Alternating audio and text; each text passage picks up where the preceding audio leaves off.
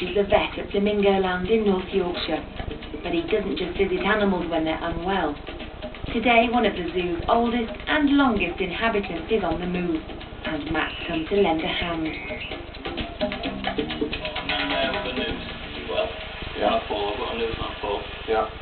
This is going to be no ordinary house move.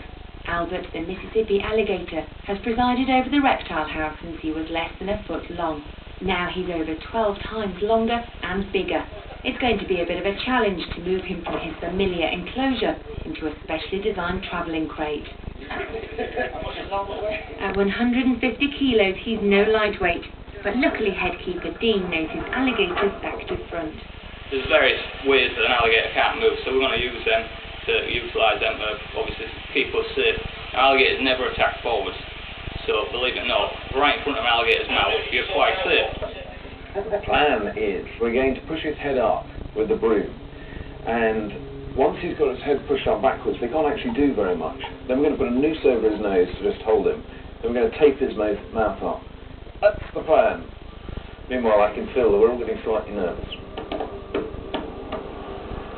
There's no fixed etiquette for alligator removals, but one thing's for sure. Matt must get up close and personal with one of the most dangerous animals in the zoo.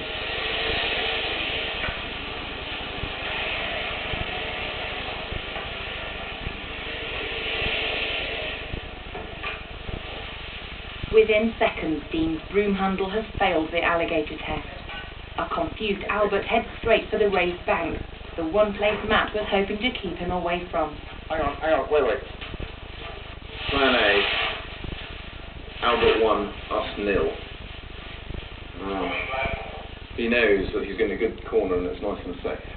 So we'll have to think of something else to do. Obviously, we've lost the advantage now, and he's gone and hidden on his bank, which is not an ideal spot for him to be. So we're going to have to encourage him off, hopefully. Otherwise, we'll be taking too much risk. From this angle, Albert could easily whip round and attack. A cold shower is a painless way to encourage him down. Keep going.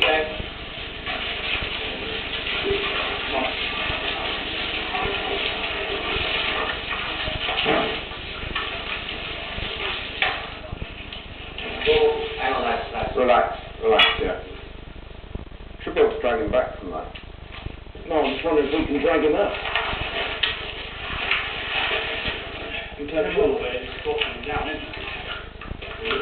Yeah. But Dean, if he turns, if we get that much closer, he'll turn. What we need is to be at that end with our noose pole now, isn't it?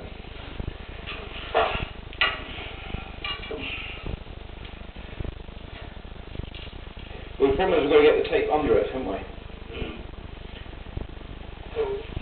With the noose tightened, Albert's eyes are covered to calm him, and his legs held to stop him moving. The final act, a roll of tape to keep those jaws firmly closed. Just keep going. Sticky side down side. Yep. He's a bit of a pussycat, he's just scared. Poor fella. Not as scared as we are. These guys have got immense power to crush with their mouths, but they've got very little power to open their mouths. So once we've shut his mouth, he can't open it very easily.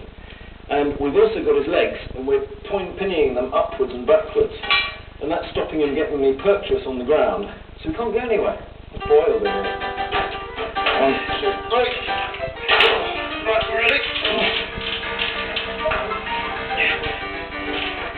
We have to go over the gate. Right, a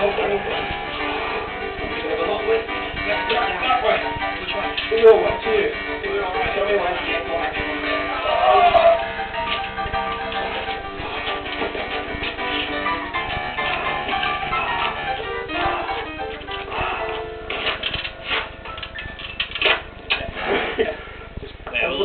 lad here.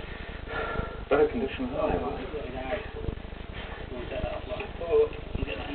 Okay.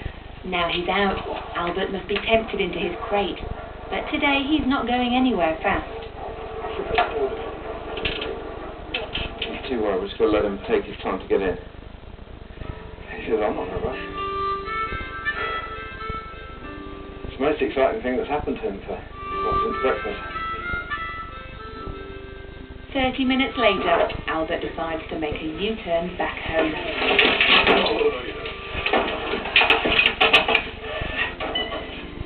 But the keepers can't risk him getting loose.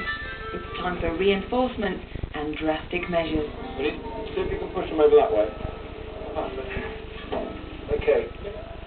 Right, if we have some rope and we tie a rock or something on it, we can lob the rope down from here, down to that end. Then we can noose the rope round his back legs and drag him through. You do have to feel that Albert's winning so far.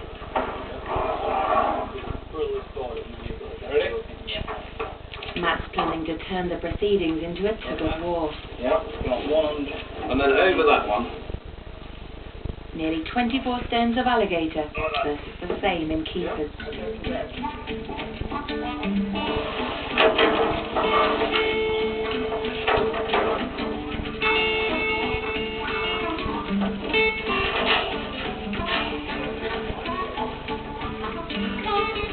One last communal lift and the keepers even the score. Albert's on his way to his new home, a zoo in the south of England.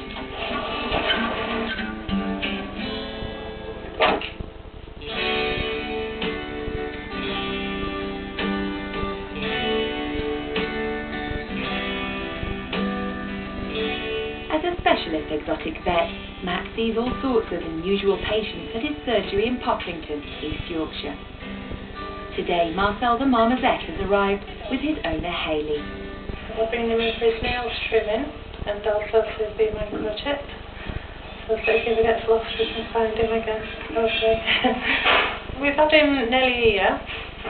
And he has a rather large cage at home, but he does have the free run, you know. He likes to sit on shoulders and play with teddies, toys, very mischievous.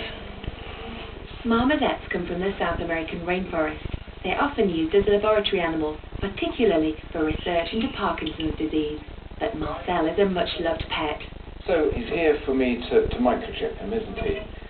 Looks like that. And we'll pop that in his back, there, between his shoulder blades, exactly the same as we would for a pussycat. So you won't worry about it. In the operating theatre, Nurse Rebecca is on standby for any monkey business, and Marcel duly obliges. Okay.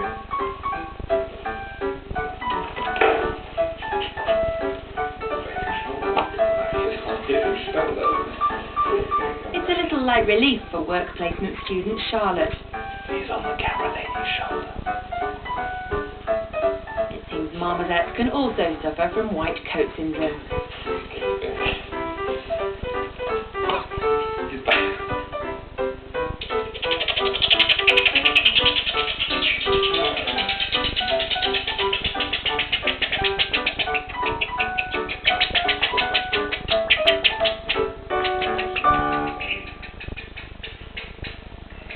Oh, yes.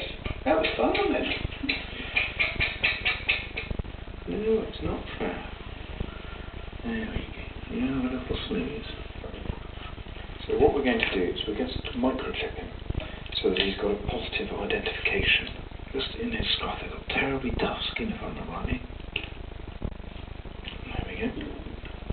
Oh no, there it is. And there's his number. His toenails are all fine. Yeah. Yeah. I'm just feeling his tummy to make sure there's no abnormal lumps in there. And now we'll just check over his head.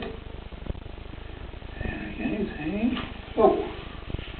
And what we're going to do now is we're just going to pop him back in his box to wake up. There we go. And we'll shut that lid and we'll get the top bit on before he disappears off again. Now, I haven't done anything to his toenails because they're fine. Oh. Fundamentally, these guys have got sharp toenails because they cling. In the wild, they cling to trees scooting up, and they need them. Do you follow me? So that's why he's got the fingernails that he has. But otherwise, he's fine. Okay.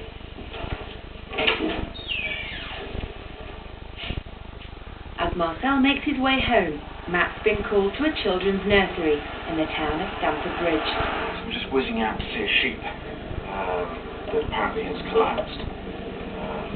So I don't know what we'll find. Matt started out as a farm vet. These days it's rare for him to be called to a sheep, but Teddy is a much-loved pet. Nursery staff found him flat out this morning. They're worried he's been ill all night. Right. Hello, little one. Yeah. Hey. Let's see what your temperature is.